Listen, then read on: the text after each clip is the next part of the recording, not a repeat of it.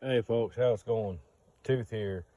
It is 26 November of 2024, and like I stated in some of the previous videos, is we don't just want to focus on guns and tactical stuff. We want to do the outdoor stuff. So just got done cooking dinner. I was a little bit late getting back from hunting this evening, and yeah, everything just kind of went crazy on me. But hey, it is what it is. But man, I figured it's time to. It's been 5 years that I've owned this thing. It is this tent right here, this white duck tent. It is a 16.5 Bell Rangata tent. I hope I'm saying that right. I'm sorry if I'm not. So, like I said, it's 2024. I bought this in 2019. This thing has seen some hellacious weather from hail, a snowstorm, actually. Not really a snowstorm, but a pretty decent snow. Really heavy rain, and it has held up through anything and everything that has been thrown at it. I mean, we've had it out in the summertime. Now I'll try and work my way around the pit over to the sides, and we will talk about summer use. So you've got one, come back around here, two, which that's open right now because I smoked the tent out, firing the stove back up. So you have three of these windows, and they actually do let a pretty good breeze through here. So it does come with the fire jack setup, or the fire retardant piece that you can put in. And then when you're not using it, you have this flap right here you can roll down and close up during the summertime. One of the neat things that White Duck did is all this stitching right here is actually set up to cut out so you get the right size for your stovepipe. Now, we had a different stove in here at one point in time, a smaller stove that I bought that I spent in between $200 and $300 on, and it kind of really sucked. Not gonna lie about it. It was designed for something a lot smaller than this. So we went ahead and we bought this bigger stove, which runs a 4-inch pipe. And as you can see, you just cut the stitching out. It's not waterproof or anything like that, but it does seal up pretty decent. And I mean, it does leak a little bit of water, but as long as the stove is going, like I said, your chimney or your stovepipe is your hottest part of your stove, it pretty much evaporates the water off. You can buy components, put it in here and water seal it and tighten it up pretty good. For me, so far, this has worked out pretty well. Like I said, I've had, with this stove in here now, we had I think it was last year or the year before, we had 2 days worth of real heavy rain up here, and I didn't have any water on the floor. Just kept the stove going, and it just boiled the water off. Was all good. So 5-10 minutes, you can set this up by yourself. There's the top of your center pole. There's your front door pole. Basically what you do is you've got these little stakes here. In certain points, they're just like the regular tent stakes. You put them in the ground, put a little tension on them. I will say this, due to the ground conditions that are here, this is a really rocky area.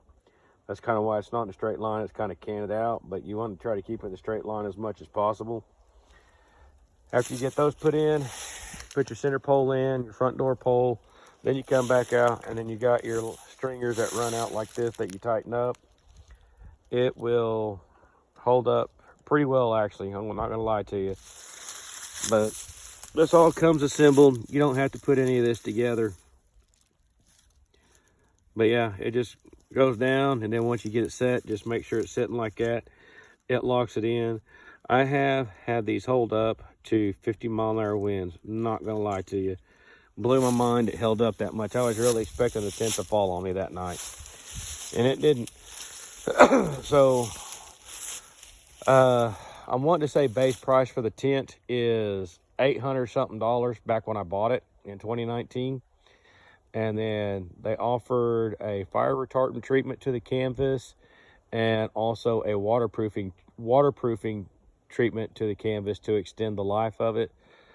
Ran it up to $1,000. I can't complain. This is year number 5. Did have a little bit of mist this year. We had a cloud roll through, and like I said, it still held up pretty good. So we'll go to the inside. I'm going to go ahead and apologize to you. I am sorry. It's a mess around here right now. Like I said, I'm up here by myself, and I know a lot of people call this glamping, but when you're trying to keep a cooking fire going and a wood stove going and hunt, it's a lot of work by yourself. You really, it's not a one-person job. I'm not going to lie to you. So I'm going to go ahead and apologize for the mess. So we'll step inside. We'll give you the big look around. You do have those compartments right there to put stuff in. I've never used them. Here's your center pole, which is neat because you do have, where's that? A loop. Right there it is. To hang a lantern off of. They also sell a divider that goes in this tent, so you can section it off. It's not all the way to the top, but what that does, with a buddy of mine who's got that, it lets your stove not work as hard. You don't have to have as much firewood or anything like that, because the stove's not trying to heat up the entire tent. It's just basically heating up that one section of the tent. The only complaint I have about this is the floor. It's just like a regular tent.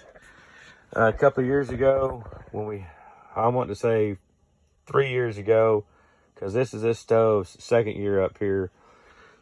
The cheap stove was in here. So I don't know if the night that I stoked the fire and messed with it, a buddy of mine was up here. He stoked the fire, messed with it. But I wound up waking up sweating, and that stove was so hot, the whole bottom of it was cherry red. I had to kill it and shut it down. But there is a hole underneath that pallet that I've made to keep the stove off the ground from either the stove getting too hot, or when he was cleaning the stove out, I use these fire resistant mats or spark retardant mats to try to save the floor as much as I can to make sure no holes get in it.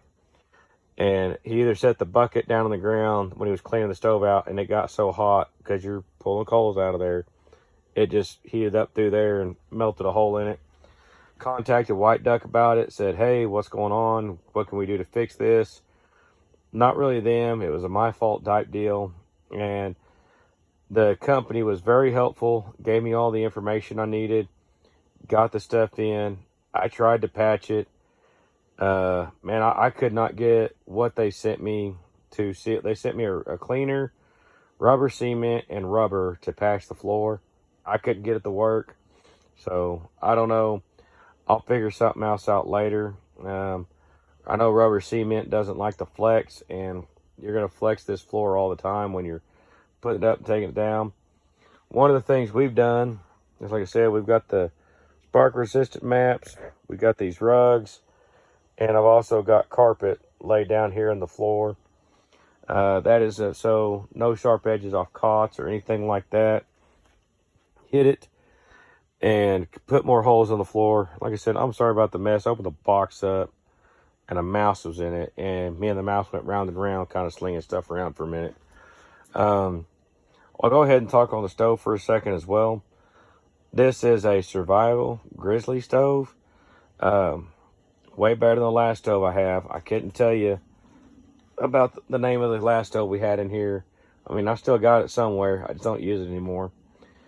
The only downfall to this stove that I have found so far is it is very hard to regulate the fire on this thing. But it is a 3 cubic foot burn box, as you can see inside there. So, but last night, it got down to around 25 degrees. So, like you see, there's my sleep system, military sleep system. I didn't even use it. I just slept on a wool blanket. Man, I really need to clean this stuff up. There's stuff everywhere. But, yeah, that's 25 degrees out. I'm going to say it was 25 degrees outside. That's what the thermometer was saying last night when I woke up this morning. Checked it. It was in between 23, 25 on there. So,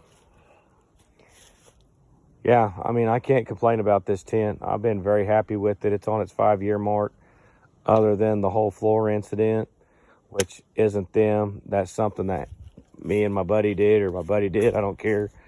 Like I said, they have a divider you can buy to put inside of it. And then also on the front right here, how I've got this tarp set up, I was expecting rain. I was just trying to keep the ground dry right here before I go in the tent. They do have an add-on piece you can buy for it. I think it's $300. Don't quote me on that. I know white duck prices change from time to time just because stuff goes on sale and everything else. But if you're looking for a decent canvas tent, which I do recommend white duck because they are one of the few that actually puts a floor in there. And if you're in the military and you've ever sat in a 2-day rain like this tent has done, where it's just rain, hard rain, even the little flaps you put with the GP mediums, you put them on the ground, put sandbags on top of them, water still gets in. With this setup right here, the water doesn't get in. So that's kind of one of the main reasons I recommend this. And just like any other tent, you got these little loops right here. I've got a back window open because, like I said, I smoked the tent out. And you've got these right here. You can hold the flaps open, so you can air the tent out and all that good stuff, so you're not having to suffer the smoke. But anyway, I'll give y'all one last look at the fire. I'm going to sit down, get out of the smoke. I'm going to sit down. I think I want to relax a little bit and think about where I'm going hunting tomorrow morning. So y'all have a good one. Tooth out. Later.